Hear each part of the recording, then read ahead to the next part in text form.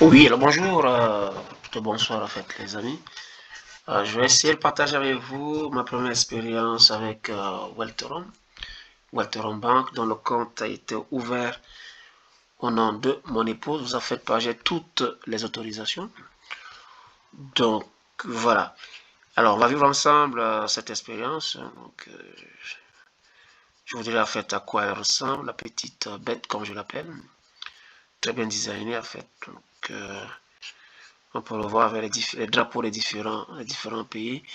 Vous allez sur le site, vous avez un aperçu à faire de ce que c'est que Wetheron. Donc un rail bancaire simple, transparent, sécurisé, sans frontières de nouvelle génération pour la diaspora pardon, africaine en Europe ou au Royaume-Uni. Vous avez toutes les informations ici. Hein. Donc c'est une technologie bancaire de paiement intégrée pour faciliter l'inclusion financière. D'ailleurs, vous avez à fait euh, une page où on répond à certaines de vos questions, à savoir quel type de compte on peut avoir avec Welteron Bank, où en fait les services de Welteron Bank sont disponibles. Donc il suffit de cliquer et puis vous avez la réponse évidemment, n'est-ce pas, à tout ceci. Donc voilà. Vous avez également le support technique, hein, si vous avez des questions. Si vous voulez en savoir plus, vous n'avez juste qu'à inscrire votre courriel, puis évidemment cliquez sur subscribe, s'enregistrer, et puis voilà. Donc vous aurez toutes les réponses à vos questions, évidemment. Il y a un onglet également sur la compagnie. Il suffit de cliquer dessus. Donc très bien designé, donc toute l'information s'y trouve. Donc voilà, j'ai cliqué sur, voilà. Donc on voit à peu près ce qu'est Welteron Bank. Welteron Bank qui se découvre, qui se livre. Il suffit d'avoir un peu plus de curiosité et vous aurez toutes les informations en fait sur cet écosystème destiné à la diaspora africaine. Alors, donc, et puis, vous avez également, pour ceux qui ne sont pas inscrits, donc la démarche est assez simple. Hein. J'ai cliqué sur About Us, c'est-à-dire au sujet de nous. Voilà, vous avez toutes les informations sur l'écosystème Welteron. Alors, pour s'inscrire, c'est assez simple. Hein. Il suffit donc de cliquer sur Ouvrir un compte, Open an account. Évidemment, comme dans toute banque, quand vous voulez avoir un compte bancaire, il faut évidemment donner vos informations personnelles. Donc, à l'occurrence, votre nom, votre nom, votre pays, numéro de téléphone, votre adresse courrière.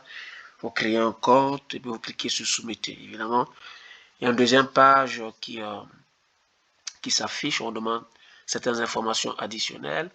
Puis vous passerez l'étape de KYC qui permet de vous découvrir davantage. Alors c'est très important parce qu'à un moment donné, on vous demandera certaines informations. En l'occurrence, une copie d'identité, soit votre passeport, une carte d'identité.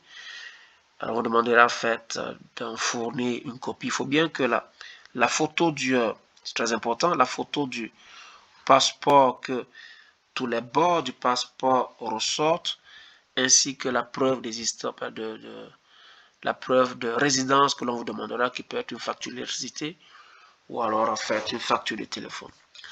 Aussitôt que cela est fait, la validation prend quelques secondes et puis quelques minutes après, donc votre compte est ainsi créé. Donc en gros, top chrono, ça prend à peu près 3 minutes pour se créer un compte bancaire en fait sur Welteron Bank. Voilà, puisque j'ai créé le mien en fait, puisque mon épouse et un compte qui a été créé au nom de mon épouse. Donc, on va donc cliquer plutôt sur Login, c'est-à-dire se connecter. Voilà, on va le faire ensemble. Voilà, donc j'avais quasiment comme préenregistré certaines de mes informations, sauf évidemment mon mot de passe. Alors, je vais l'inscrire.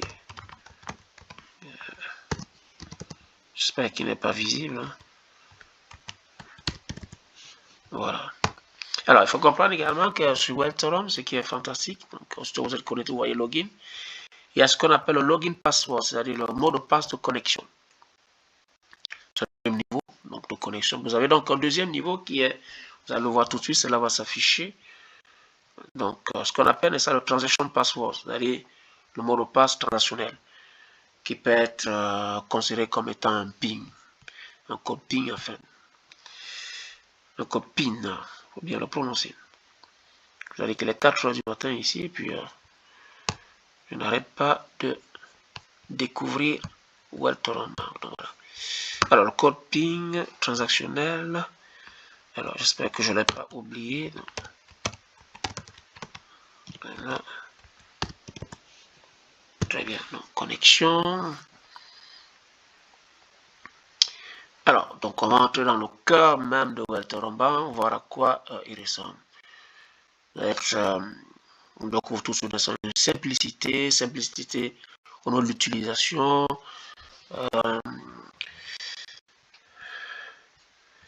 Ça va s'ouvrir tout de suite. Comme je dis, il doit avoir un tout problème de connexion en fait, parce que d'habitude c'est assez rapide quand même. Voilà, très bien. Donc tout de suite on s'aperçoit, évidemment on est sur le tableau de bord. Hein. On a tout de suite donc la carte qui est au nom de mon épouse, le compte bancaire en euros, donc le principal compte bancaire, pardon, j'étais trop vite. Allez, on va revenir. Ah, l'affichage, donc voilà. Donc, le compte bancaire principal, hein, donc, et puis certaines informations principales, à savoir, on le verra tout à l'heure en fait. Donc, voilà. Alors, donc ça c'est évidemment le tableau de bord. Et puis évidemment, on a différents comptes bancaires. Donc, le compte en euros, on va cliquer dessus.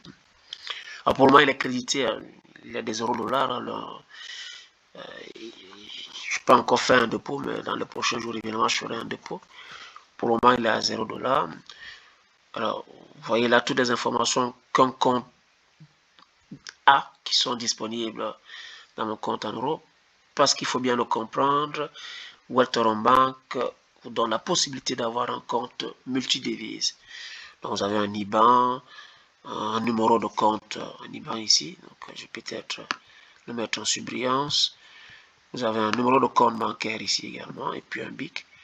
Et l'adresse pour les transactions bancaires, soit envoyer l'argent, soit le recevoir. Et vous avez donc compte également en GBP, donc en livres sterling. On va cliquer dessus. Voilà.